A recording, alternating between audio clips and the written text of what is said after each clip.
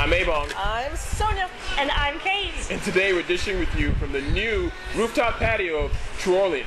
True Orleans is located at 400 H Street Northeast. And there is some yummy True Orleans kind of food here. We have shrimp etouffee, we have gumbo, shrimp, and my all-time favorite hush puppies. And here's where the fight breaks out. Pecan pie. She says it's pecan, whatever. It's yummy.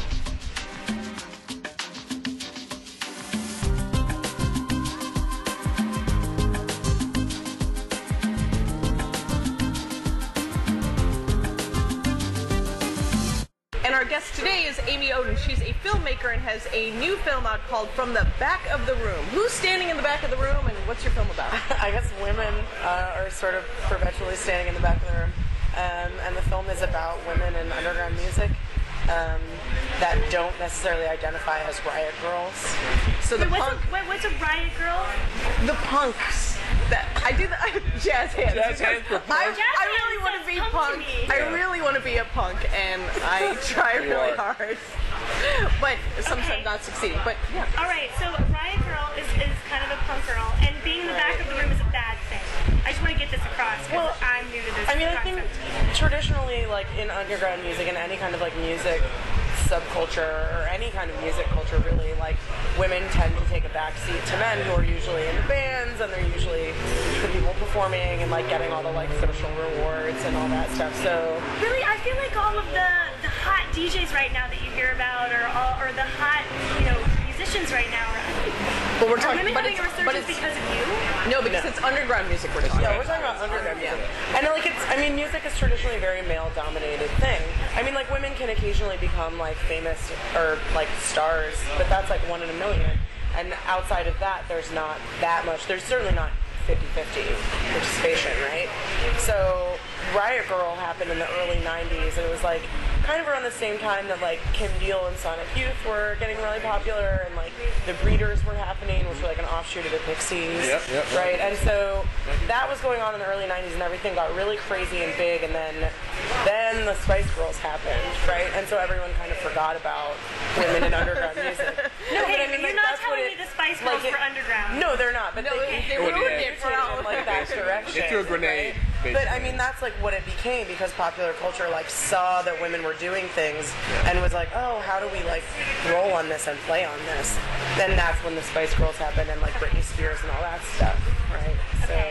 So who's the target audience for your film? I mean, is it like those of us who know enough about punk but clearly not really what's going on with the industry? I mean, I guess, because it's like Riot Girl was like this thing that people paid attention to in the early to mid 90s, and then it went away. And people tend to forget that there are other women who were before the Riot Girls and going on at the same time as the Riot Girls, and then after the Riot Girls who are doing like things that are just as valuable in that subculture, you know? So what's the storyline of the film? Are we going to follow some musicians? Is it kind of documentary? Yeah, it's a documentary. So I interviewed over 40 women across the country for the project. Well, so you found a pretty good group of underground women musicians? Yeah, I mean, they exist. It's just like you have to find them. But how do you know? I mean, you would classify yourself as being part of the punk culture, but yeah, I guess. How do you know so much about all these bands? I mean, for me, it was just like so it starts talking about like women who are around in the early 90s, right? And so for me, it was like just going off of like bands that I liked or books that I had read and stuff like that, and looking at the authors and saying like, oh, this woman was there, that she was doing this.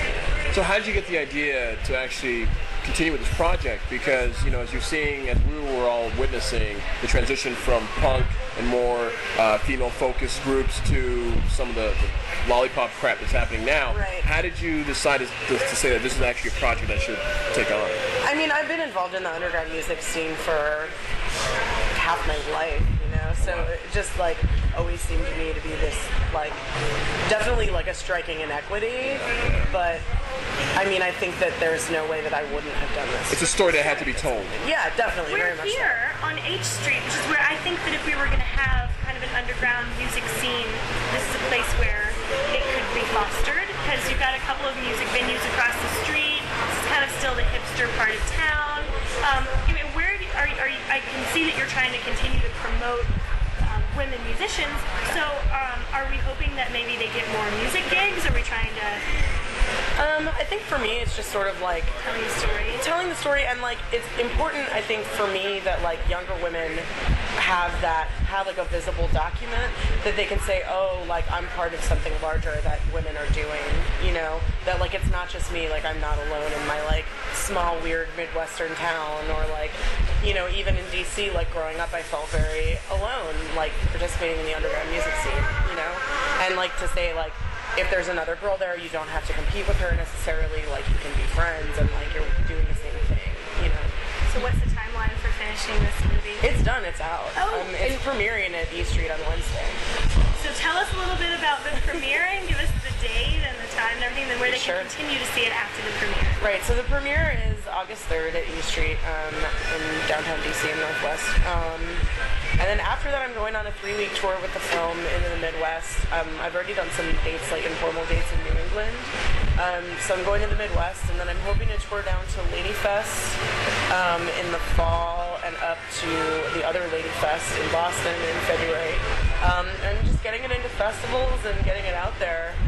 And then eventually there will be DVDs, you know, kind of going through the process.